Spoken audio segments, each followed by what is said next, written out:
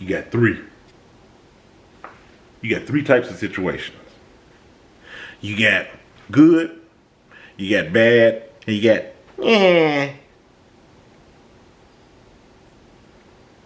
My name's Kilimanjaro. Let's talk about that good, that bad, and that I'm gonna let you know how we try to get back to these, how we try to get to a resolution that is even keel no matter what situation you're in. So you can keep a cool head. I was getting ready to say, and level thinking, it's the same thing. But you can handle them in a mature way to where when you're out of the situation, you're just like, okay, they basically play out the same. Three situations get somewhat similar to close to pretty much equal results, no matter which situation you're in, right? When something good happens, I would like to hope or think that you would respond in a good way. As that was coming out of my mouth, it made me think about some of the videos that I've stated where sometimes those interactions can be one-sided. You may have good intentions and there's absolutely nothing to walk away with negative, but depending on who you're giving that information to, they may turn it into a bad experience. But we're just going to say good is good, right?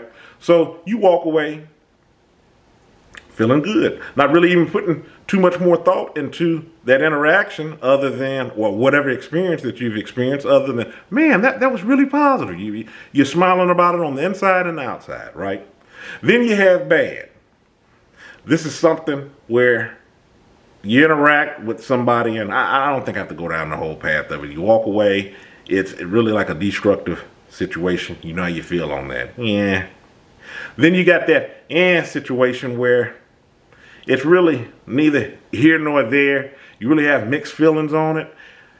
By mixed feelings, I'm really kind of thinking you're still kind of walking away with the half-cocked idea that it maybe wasn't like the best interaction. Taking all three of these situations, one thing that's common in all of them, and that's you, because they're your situations.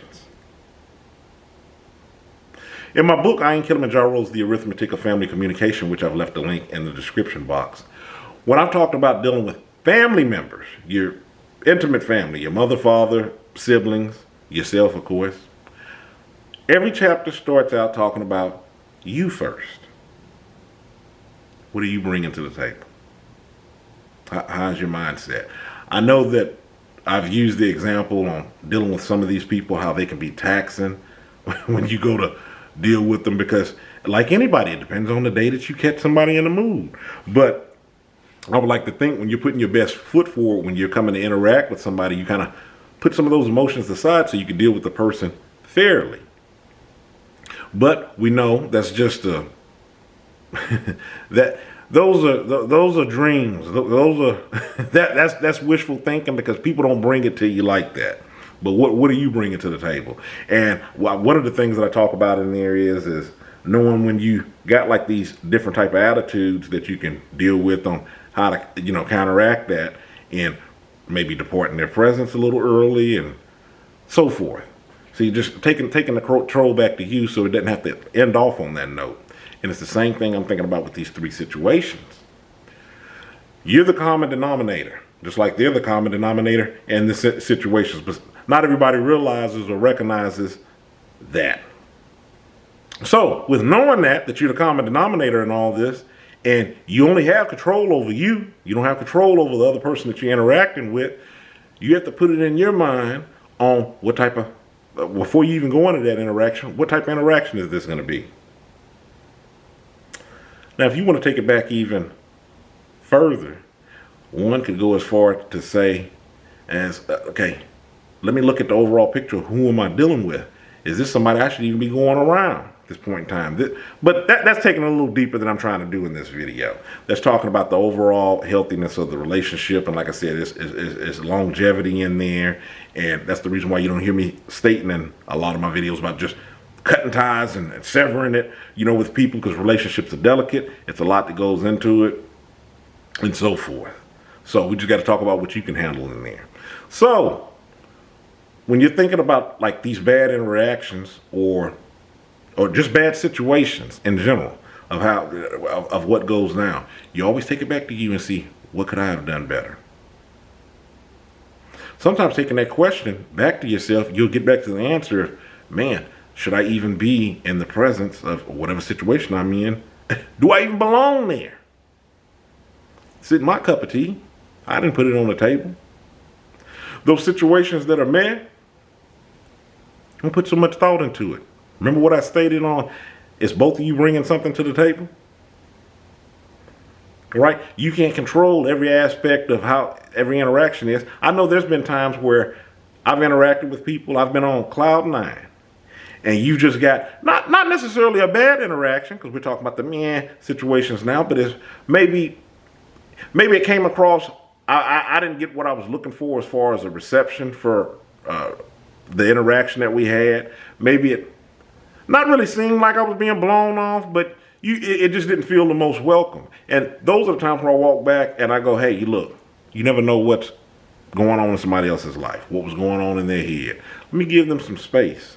Let me go over here, get back to doing me. Let me not take it personal, because for all I know, they could have been doing all that they could just to hold together up off in my presence. I don't know how many times I've had interactions to where a person might have come back a later date and told me something that was going on in their mind without me even asking, something that they were going through, and I'm like, wow, that's why they were like that day.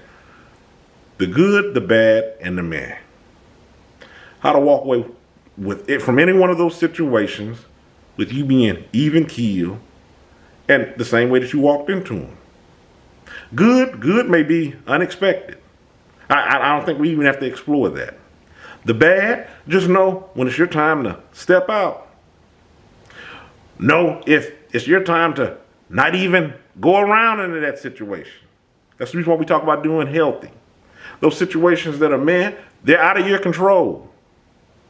They don't even really have anything to do with you.